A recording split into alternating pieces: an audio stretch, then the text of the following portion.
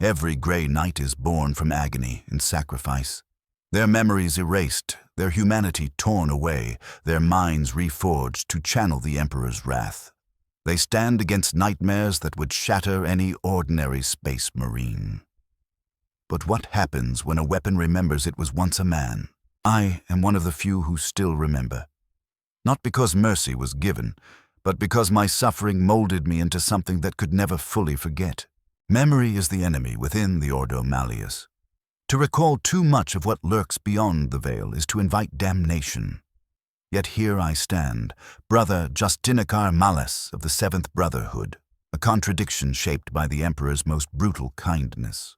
They claim we are born in blood and torment. They are wrong. We are born on erasure. The icy winds of Titan claw against the walls of my meditation chamber. Here, on Saturn's moon, the Grey Knights, mankind's final sanction, prepare in silence for wars that will never be recorded. I kneel before the shrine of our founder, my armor set aside, my scarred flesh bared to the cold. Each scar is a memory taken, a piece of who I once was, carved away to make room for what I needed to become. 666 purification rites, one for each demon lord known to our order. Silver runes burn beneath my skin, wards carved 10,000 days ago that have never stopped searing. Pain is clarity, pain is truth. In an age of lies, pain is all that remains real. I remember when they brought me to Titan. I was barely 7 Terran years old, found amid the ruins of Acadia Hive City, surrounded by the corpses of my family, slain by a demon of Tzeentch. All except me. I had killed it using only my mind, a psychic detonation that burned the creature out of existence. But it left a sliver of itself buried inside me.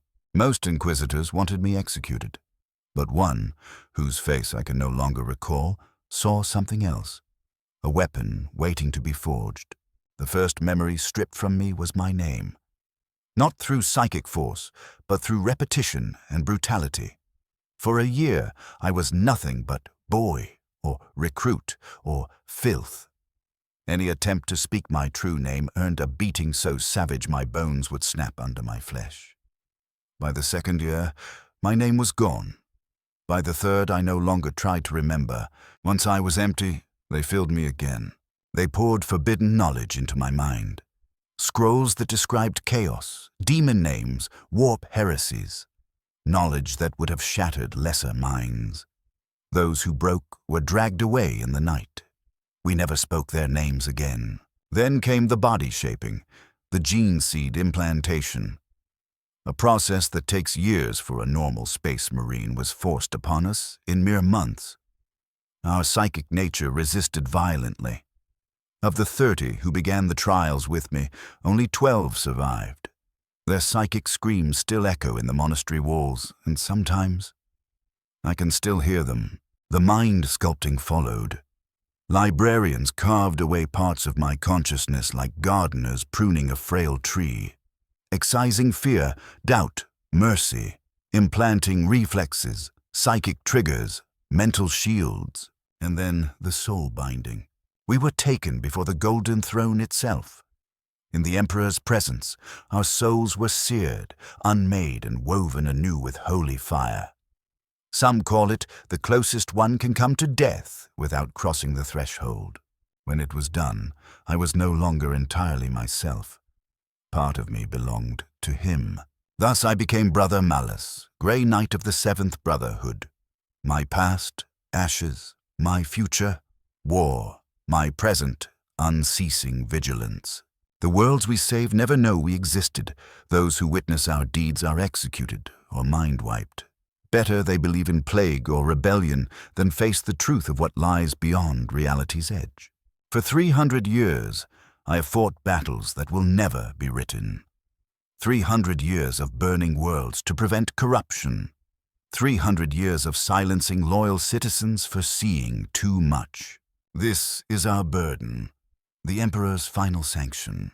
And now, in my cell on Titan, I receive the summons I have been expecting. A new mission, a world in peril, a demon rising. The briefing chamber is austere, silver walls engraved with protective sigils. 8 brothers kneel around a hololithic projector. Their thoughts brush against mine in silent acknowledgement. Grand Master Vardan enters, his scarred, half-mechanical form carrying the weight of 9 centuries of unbroken service. A mind so powerful it crushes the thoughts of those around him. His voice is one that has ordered exterminatus more times than any living man. Phobos Tertius has fallen. Once a sanctuary world of the Astra Telepathica, it housed thousands of young psychers. 3 days ago, communication ceased. A single message escaped. They are coming. An inquisitorial vessel arrived to find the planet transformed, flesh spires rising from the soil, warp energies pulsing like a diseased heartbeat. 1 million psychers corrupted at once. Their death scream tore a wound in reality, a gateway for something ancient to emerge. A greater demon, perhaps a demon prince. Our mission: descend into the heart of the corruption, find the entity, destroy it. Then the Inquisition will purge the planet with exterminatus. 9 grey nights, against the remnants of 1 million warped minds. We do not fear the odds. This is why we exist. Vardan appoints me Justicar, leader of the strike force. I accept without pride. Honor means little to us. The armory awaits. Chapter serfs, mind-wiped, ignorant of our true nature, prepare our war gear. My Aegis armor is brought forth, its silver wards glowing faintly. My nemesis force halberd hums with stored psychic energy, a part of my soul bound within its blade. My storm bolter is checked, each bolt a prayer of destruction. A chaplain anoints each of us with sacred oil infused with silver and warp-resistant minerals. The final blessing before we march into damnation. We board the Spear of Dawn, veteran of 1,000 secret wars, its hull scarred by weapons unknown to any outside our order. As we depart Titan, the weight of isolation settles upon me. 9 warriors alone in the void. 17 days through the warp. 17 days of drills, meditation, and study. And through it all, the whisper persists. On the 3rd day, it forms a word. Remember, a word that should mean nothing to a grey knight. On the 7th day, during combat drills with Brother Varric, our psychic auras touch, and he senses the whisper. He recoils, blade raised, suspicion sharp. You are compromised, he says. Protocol demands he report me. Purification would follow, perhaps execution. But then the whisper changes. He is one of the stolen, it murmurs. Ask him about Senderis. I speak the name aloud. Varric freezes, his psychic presence rippling with shock. How do you know that name? I tell him the truth. And then he reveals his own secret. He too has been hearing whispers, names, memories that do not belong to him. This changes everything. If 2 grey knights experience the same phenomenon, it is not random corruption. It is pattern, purpose, a connection to Phobos Tertius and its 1 million lost souls. We agree to keep this secret, for now, a violation that could doom us to mind-wiping if we survive the mission. But some truths demand to be understood, and some whispers refuse to be silenced. The days that follow are thick with tension. Outwardly, Varric and I behave as any grey knight should, unwavering in drill, precise in prayer, disciplined in every motion. But in the cracks between duties, in the moments when no one is watching, we compare the whispers that gnaw at our minds. They are alike, yet not the same. Where mine urge remembrance, his speak of awakening. My voice feels ancient, measured, carrying the weight of ages. His is young, hot, almost frantic with urgency. On the last day before we reach Phobos Tertius, during the quiet hour before we enter our rest cycles, the murmur in my mind sharpens into a single message. Clear, whole, undeniable. It is not heard with ears. It arrives fully formed as thought, slipping past all barriers. You were not always malice. Before the grey nights, before the mind scrubbing, before the hypno-conditioning, you had another name, another life. as did all your brothers. Fragments of those lives remain, buried under scar tissue of the soul. On Phobos Tertius, those fragments will rise again. The wall between past and present is weakened there. The dead speak to the living. Prepare yourself, shard of many souls. Prepare to remember what was taken. I lie awake long after that message fades, turning it over like a blade in my gauntlet. Could it be true? Are we more than the clean, sharp myths our order tells about itself? The thought is perilously close to heresy. Yet I cannot dismiss it. The voice carries a certainty that resonates somewhere deep. Deeper than training, deeper than conditioning. It vibrates strings inside me I did not know existed. When sleep finally drags me under, it offers no rest. I dream of faces I do not know calling names I do not recognize, of battlefields that are mundane by the standards of the horrors I have faced as a grey knight. Soldiers with laser guns, mud and blood, and fear instead of demons and warp fire. A life, or lives, that feel like they belong to someone else, someone I might once have been. I wake to the sound of klaxons. We have arrived. Phobos Tertius fills the viewports, warped beyond recognition. The clean geometry of imperial design is gone. The world's surface heaves with tumorous growths. Vast tendrils of meat and bone stretch from the ruins of the primary training complex, clawing up into the atmosphere like the limbs of some planetary-scale beast. The entire globe pulses with a sick luminescence, throbbing like a feverish heart. Our strike cruiser assumes orbit with cautious precision, Auspex arrays and psychic augers combing the surface for our target. The readings are contradictory. The infestation registers as dead and alive, biological and mechanical. It radiates psychic energy, yet feels utterly hollow of any true soul. The planet has become a paradox, a corpse that thinks, a machine that dreams. We are summoned to the command deck. Grand Master Varden regards the projections in silence. His scarred face reveals nothing, but his psychic presence is heavier now, a pressure in the air like the stillness before a storm. When he speaks, his voice is calm, every word measured. The entity is entrenched at the core of the primary training facility, he says. It has fused with the planetary infrastructure, using the bodies and minds of the fallen psychers as raw material for a new form. Our approach will be direct. The plan is simple in structure and lethal in implication. We will teleport into the facility itself. We will carve our way to the central chamber. We will unmake the entity.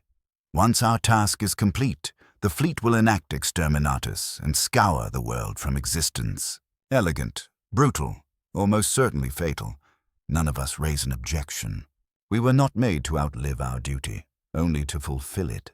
As we ready ourselves in the teleportarium, the whispers swell into a chorus. No longer a single voice, but a multitude brushing against my thoughts like passing hands. They bring memories with them, shards of other lives. A farm boy on an agri-world, staring up in terror as Xenos ships break through the clouds. A hive-ganger fighting in blood-slick alleys for a few meters of territory. A scholar progenium prodigy, promising in psychic studies, finally hauled away by the black ships. These cannot be mine, and yet they carry the weight and texture of real experience, more vivid in some ways than centuries of demon-slaying I have performed with the detached clarity of a perfected weapon. I glance at Varric beside me in the teleport chamber. His helmet is clipped to his belt, his young features set in iron focus. But beneath that composure, I sense the turbulence within him. He too is plagued by memories that should not exist. Before I can speak, the world dissolves. Teleportation is never gentle. The universe tears us apart into patterns and numbers, flings us through the tides of the warp, and stitches us back together at our destination. For the briefest instant, we are nothing but information, an exposed nerve surrounded by predators. Then, with a thunderclap of displaced air, reality reasserts itself. We stand within what was once the grand entrance hall of the primary facility. Once, this place would have been a cathedral of discipline and order, Vaulted ceiling, marble floors, banners exalting the emperor and the mastery of the mind. Now, that vision is buried beneath writhing corruption. The ceiling droops with swollen sacks of flesh that pulse with an unhealthy glow. The floor is no longer stone but living tissue, a carpet of mouths that gasp and mutter in 100 overlapping voices. The air is thick with the stink of rot and ozone, a physical manifestation of spiritual decay. We drop into a defensive formation, storm bolters at the ready, scanning for immediate attack. None comes. There are no visible enemies. Only the obscene architecture. That absence is more unsettling than an ambush. It suggests confidence, arrogance, the sense that whatever dwells at this world's heart does not consider us a threat. At Varden's signal, we advance. We move with unerring precision, our arcs of fire overlapping, our movements synchronized not just by training, but by the faint psychic mesh connecting our minds. Our boots sink unpleasantly into the living floor. It recoils from us as though we burn it. To the warp-born corruption of this place, we are poison. As we push toward the central thoroughfare that leads deeper into the complex, the inner whispers grow louder. They no longer feel like something pressing from outside. They are rising from within, like trapped voices clawing at the inside of my skull. I fight to keep my attention fixed, sights forward, bolter ready, mind warded. Varric, beside me, battles his own internal storm. The first attack arrives with no herald. The ceiling rips apart and a flood of twisted bodies rains down. Not demons in the conventional sense, but the reshaped forms of the sanctuary's former residents. They have been grotesquely remade. Multiple limbs sprawl at impossible angles. Flayed musculature glistens wetly, nerves exposed to the open air. Eyes have been replaced with glowing warp orbs, bleeding light. And yet, beneath the mutilation, their faces are still human, frozen in terror and suffering. We respond instantly. Blessed storm bolters thunder. Rounds tear through corrupted flesh in controlled bursts. I trigger my Nemesis Force halberd. Its blade flares with blue psychic light, cleaving bodies apart and severing the demonic threads animating them. Their bodies are frail individually, but every kill looses a pulse of psychic backlash. Each death unleashes a blast of raw warp energy that crashes against our mental defenses like artillery shells. Any normal space marine, even a librarian, would crumble under such an assault. We endure, but it is like holding a shield against an endless tide. Sooner or later, the strain tells. We press forward through piles of shattered abominations.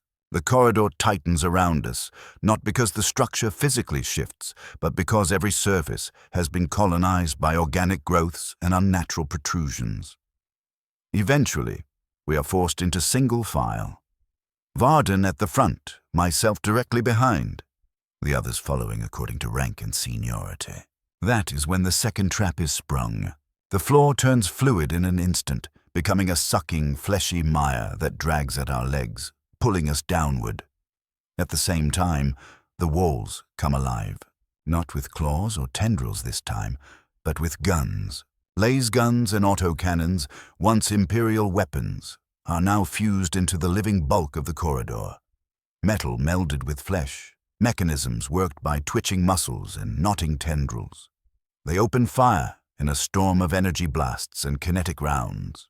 Our Aegis armor and layered wards absorb what would annihilate lesser warriors, but we are not immune. Brother Thu, at the rear, takes an autocannon round square on his pauldron, the impact nearly spinning him out of the sludge. Varden's response is controlled devastation. He channels his vast psychic might into his nemesis sword and unleashes a wave of kinetic force that tears the weapon-fused walls apart, crushing organic guns into pulp and twisted metal. In almost the same motion, he activates his personal teleport, Homer.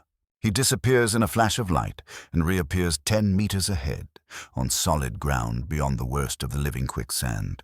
One by one, we follow suit, triggering our own Homers, making short jumps through the warp. It is extremely dangerous. Each teleport is a small wound in reality that demons could exploit, but the alternative is slow suffocation in a pit of hungry flesh. When I reappear beside Varden, the mental noise inside my skull spike into a single, blazing memory. I see a boy, no more than 12. He sits in a sterilized chamber aboard a black ship. His eyes are raw from crying, his posture slumped in exhausted despair. Across from him sits an inquisitor, face hidden behind a serene mask of silver and gold. The inquisitor slides a data slate across the table. On it, a contract written in dense high Gothic, far beyond the boy's full understanding. "Sign," the inquisitor says, "and you will serve the Emperor in ways few ever can. You will be remade into something beyond human, a weapon against threats unimaginable. Refuse, and you will be executed here and now as a risk to mankind. This is your choice. It is also the last true choice you will ever make." The boy signs, not out of zeal, not out of faith. He signs because he is afraid of dying, afraid of being alone, afraid of what comes next if he says no. The most human reason of all. And with dawning horror, I realize the boy is me, not Brother Malice, the one who came before. This is no implanted lie, no cunning demon illusion. It feels true, a buried foundation stone uncovered at last in this place where time and memory bleed together. The revelation threatens to crack me open, but discipline, hammered into me over centuries, clamps down and forces control back into my grasp. I lock the memory away for later, if there is a later. We continue forward, deeper into the heart of the corrupted facility. The layout no longer matches any of the schematics we studied en route. Corridors twist, branch, and fold in on themselves with biological illogic. The structure feels alive, actively trying to mislead us, to separate us, to swallow us whole. Only Varden's unwavering sense of direction, guided by his bond to the Emperor, keeps us pushing in the right direction. The defenses grow more inventive and cruel. Mutated psychers keep coming in waves, mixed with environmental horrors. Walls that ooze acid, floors that sprout spikes, lunging upward to punch through gaps in our armor. Illusory flame descending from the ceiling, fire that burns the mind, not the flesh. Still, we press on. Our bolters grow lighter. Our psychic reserves, though vast, begin to run thin. Brother Marai dies when a section of wall ruptures, disgorging a mass of once human infants, now twisted into biting, gnawing horrors of teeth and bone. They swarm over him before he can bring his weapon to bear, chewing through armor joints and burrowing into the flesh beneath. His scream echoes both in the air and in the warp. Brother Kell is lost next. A section of floor collapses beneath him, dropping him into a pit below. For long minutes we hear his storm bolter hammering away in the depths. Then the gunfire slows and stops. We do not go back. The mission outweighs any single life, even ours. By the time we stand before the central chamber, we are reduced to 6. Varden, myself, Varric, and 3 surviving brothers. We have fought our way through nearly 2 kilometers of living heresy, paying for every meter with blood and psychic strength. We are not physically spent. Astartes' physiology will not allow simple fatigue. But we are worn thin in more important ways. Our ammunition is low. Our minds are tired. Our souls feel scraped raw. Before us looms the entrance, a great adamantium's gate, warped by the warp. Where once it bore the proud imperial aquila, it now displays writhing faces, sculpted in metal that ripples like flesh. The faces blink and contort, mouths silently pleading for mercy, for release, for anything but this. Vardan steps forward and places his hand upon the door. For a moment, I glimpse the man beneath the legend, aged beyond belief, bent under the weight of centuries of impossible choices. Then, in a heartbeat, the mask of the Grand Master returns. Power floods from his hand into the corrupted metal. The faces scream. Not just aloud, but psychically, a sound that claws at the inside of our skulls. Then the relief collapses inward, the adamantium flowing like molten wax, opening into a passage wide enough for us to enter. Beyond lies the core, the source. The central chamber was once an amphitheater for psychic instruction. Now it is a temple to something unspeakable. The tiered seating has fused into concentric rings of human torsos. Their lower halves are merged with the structure, their upper bodies still alive, arms stretched perpetually upward in helpless supplication. Their mouths open and close soundlessly, or perhaps their screams are now only audible in the warp.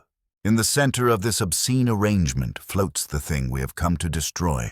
Its form refuses to settle. At one moment, it is a monstrous heart, veins and arteries snaking outward to plug into the bodies and walls around it.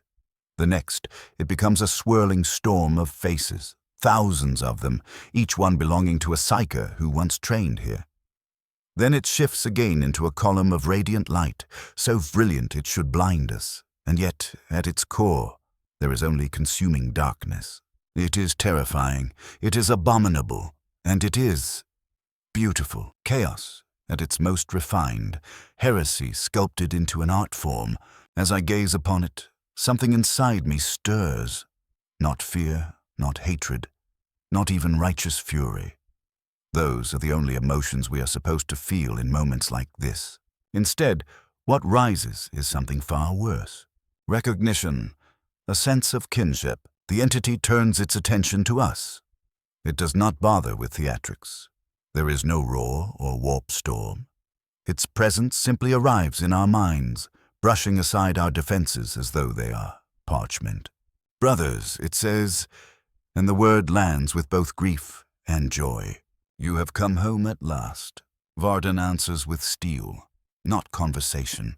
He raises his nemesis force sword and charges with impossible speed for one so old. We surge forward with him, fanning out, attacking from multiple angles, executing maneuvers drilled so many times that they exist deeper than memory. The entity does not dodge. It continues to shift and pulse at the center of the chamber, as if unconcerned. Varden's blade carves into it, cleaving through morphing flesh, light and shadow alike. As his strike lands, the entity speaks once more, this time with a name. Milan, it says. Not Malus, not brother, not Justicar. A name I have never heard spoken to me in my current life. And yet it hits with the weight of absolute truth. The entity's words echo through the chamber, wrapping around us as surely as its corrupted flesh wraps around Vardan. Is this truly what you wish to be? The Emperor's unthinking executioner, obedient, unquestioning, burning worlds without doubt or remorse? Look upon me and see yourself, not as you are, but as you were meant to be, as you could still become. Varden's sword is buried deep in the creature's shifting body, his stance frozen. In 3 centuries of service beneath his command, I have never once seen him hesitate. Now I do. For a heartbeat, the Grand Master of our order wavers. The entity does not waste the opportunity. Thick cords of mutated flesh erupt from its form, coiling around his limbs, his chest, his throat. Varden strains against them, muscles and psychic might both brought fully to bear, but the tendrils tighten, inexorable as gravity. Piece by piece, he is dragged into the demon thing's core, vanishing beneath a tide of pulsing corruption. We respond as one. Storm bolters unleash disciplined volleys into the creature's mass. Nemesis weapons blaze with psychic fire as we hack and strike at the tendrils binding our leader. For every grasping limb we sever, 2 more appear, latching onto him, pulling him deeper. His argent armor disappears beneath the churning flesh. The first of us to fall is Brother Seraphel. He brings his daemon hammer down with earth-shattering force, each blow cracking the entity's outer shell. As he raises his weapon for another strike, the creature's surface ripples, and a face forms before him. His own, not as he is now. Scarred, hardened, helmeted, but as he once was. Younger, unmarked. Long hair framing a thoughtful, peaceful visage. The face of a scholar, not a warrior, Seraphil falters. That instant of stillness is all the entity requires. A jagged spike of bone and flesh thrusts outward, punching through the eye lens of his helmet and drilling into his skull. He falls without a sound, his mind snuffed out before even a psychic scream can form. Brother Thu dies moments later. As he empties his storm bolter into the creature, the shifting mass coalesces into the image of a young woman, her expression twisted with hurt and accusation, eyes locking onto him. Thu's fire never stops. Every bolt hits its mark, tearing through the image. But his mind stumbles. Recognition, guilt, doubt. They bleed through his otherwise rigid discipline. A tendril whips out from below, yanking his feet from under him. More follow, wrapping tightly around his body, forming a cocoon that crushes inward. Ceramite fractures. Reinforced bone breaks, organs rupture. 2 brothers gone in seconds. We are reduced to 3. Varric, brother Kazan, and myself. We continue to fight, moving with instinctive precision.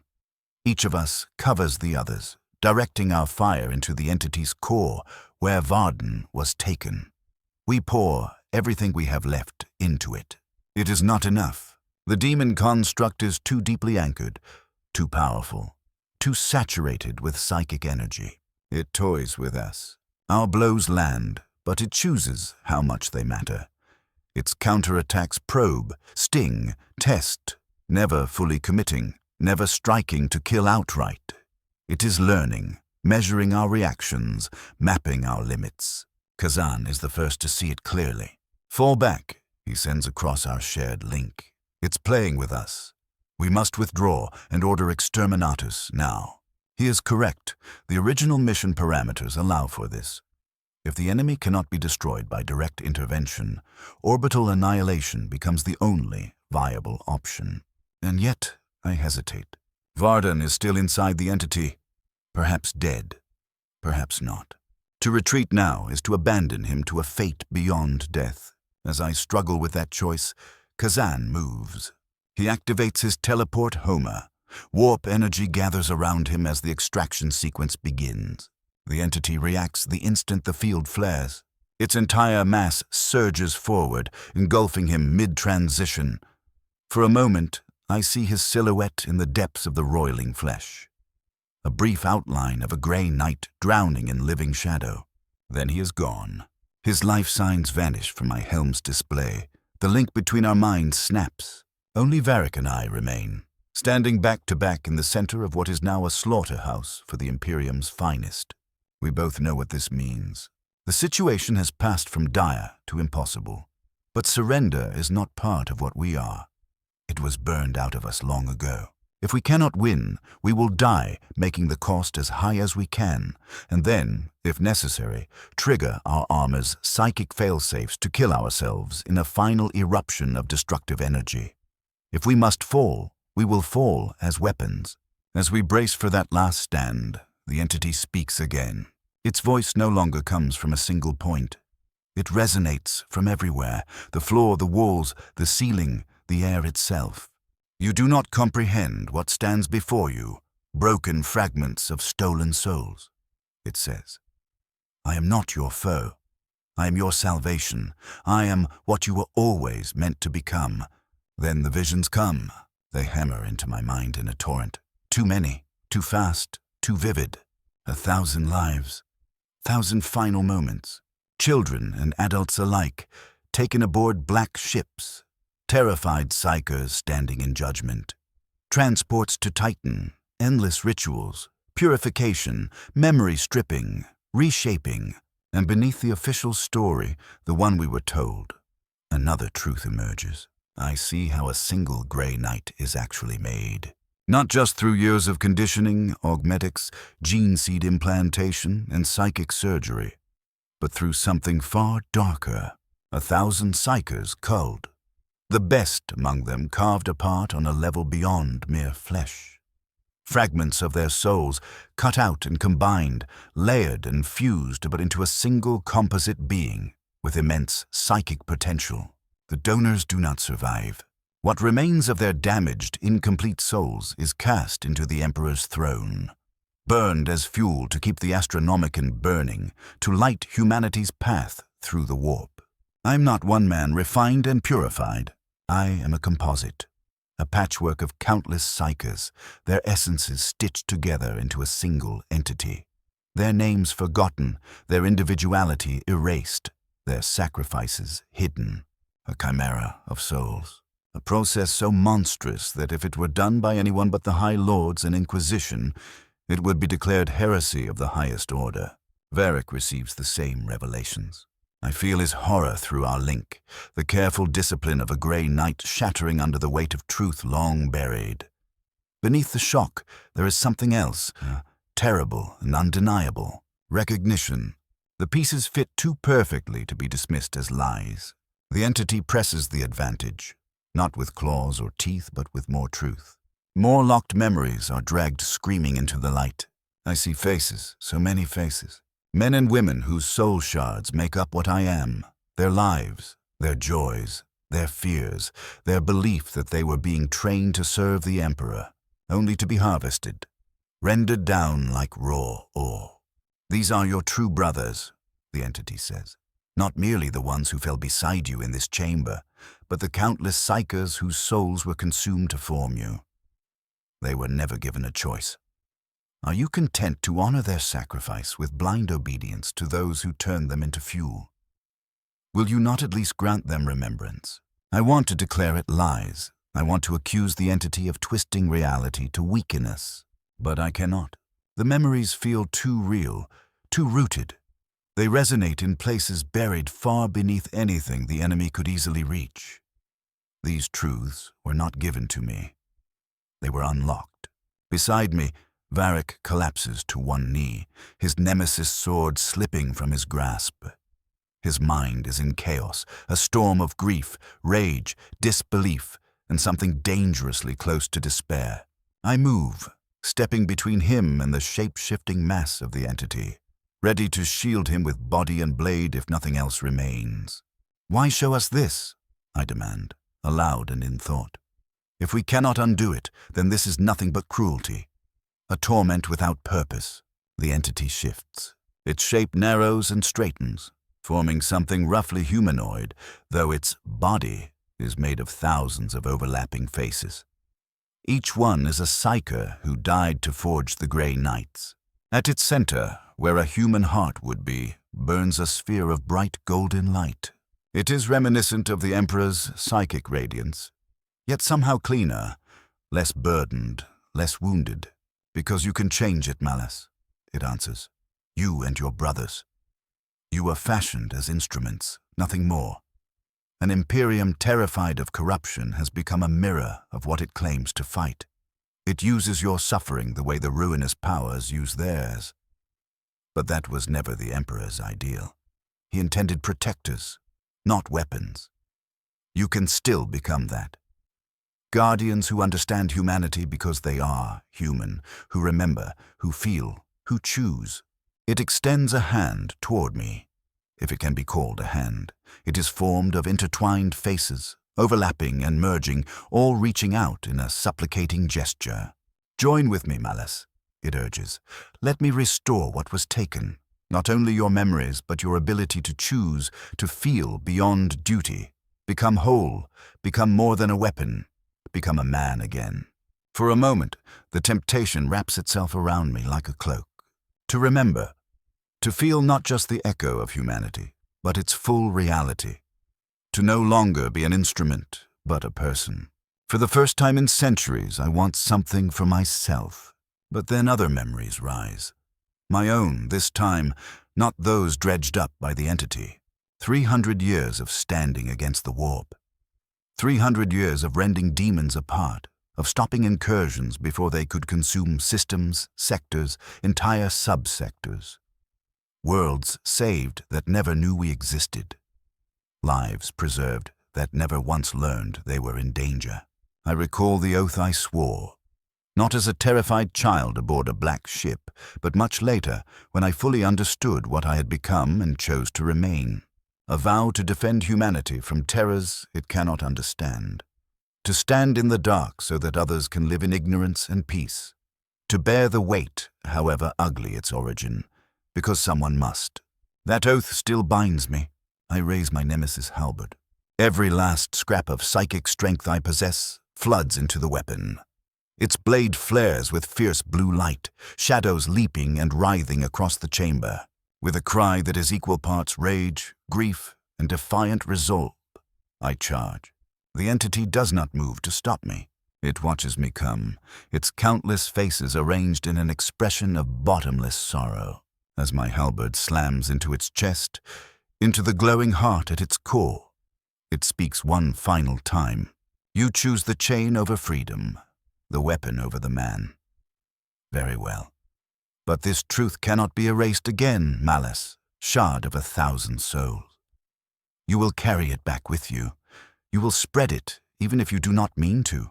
And when enough of your kind remember what you truly are, the choice will return, and it will be made again. I have time. I will wait. The blade bites deep.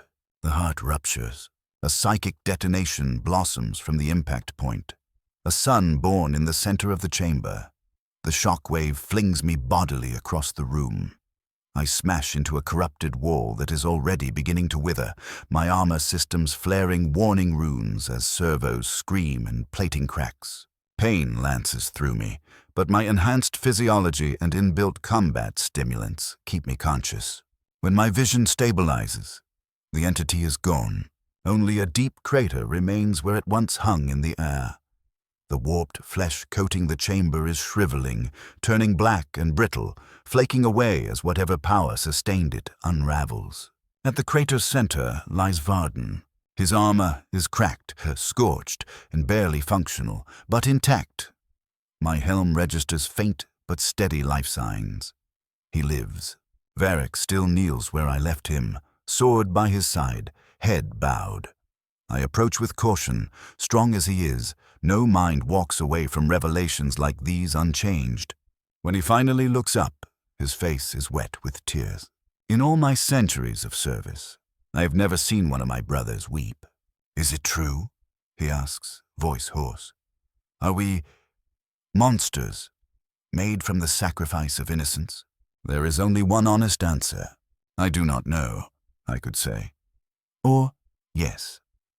Or, it depends on what you call a monster. But I say none of it. Instead, I extend a hand and pull him to his feet. I return his sword to his grasp, closing his fingers around the hilt. The mission is not yet complete, I tell him. We must bring the Grand Master back, then order exterminatus. The rest must wait. We both know this is a lie. There will be no time later for questions like these in the life of a Grey Knight. To voice them aloud is to invite mind-scrubbing, purification, perhaps execution. But the questions are here now. They cannot be unasked, and the truth cannot be unlearned. We lift Varden between us and trigger our teleport homers. In another blast of displaced air, we return to the Spear of Dawn. Tech priests and chapter serfs rush to receive the unconscious Grand Master, hustling him away to the apothecarian. Their faces are solemn, their concern genuine, but they have no inkling of what truly transpired. All they see is what they expect. 3 Grey Knights returning from a mission where 9 departed. A costly victory, but not unheard of. They cannot see the fractures inside us, the quiet shattering of certainty. As the Spear of Dawn aligns for departure, I send the coded confirmation, the order for exterminatus. The Imperial fleet responds like a well-practiced muscle. Ships shift into bombardment positions. Cyclonic torpedoes and lance batteries ready themselves to erase a world. Soon, Phobos Tertius will be nothing but cooling stone and radioactive ash. Every trace of what occurred on its surface will be obliterated. Every trace but one. The memories. They burn inside me like promethium, bright and corrosive. 1,000 lives that fed into mine, 1,000 unwilling sacrifices distilled into a single weapon. And beneath it all, a question I can no longer avoid. Was it worth it? No catechism answers. No litany quenches the doubt. I have no conclusion, only the familiar refuge of duty. To stand against the warp, to protect a species that will never know my name, to be the Emperor's hidden blade, his silver bullet aimed at the heart of chaos. But now I understand the real cost. Not just the brothers who fall in battle, whose blood soaks forgotten worlds, but the nameless thousands consumed so that even one of us could exist, 1,000 souls to make a single grey night. As Phobos Tertius shrinks in the viewport, soon to be nothing more than a memory and a designation marked cleansed in an inquisitorial archive, I make a promise. Not to the Emperor, not to the Inquisition, not even to my living brothers, but to the countless dead within me. I will remember the lives stripped away to forge mine. I will remember that I am not one man, but many. I will remember that they did not choose this. It changes nothing. The Imperium will go on. The process will continue. More psychers will be taken. More grey knights will be forged in silence and blood. But this small defiance is all I have to give them. I am Malus, Justicar of the Grey Knights, a weapon of the Emperor, a guardian against the warp. And now, at last, I remember.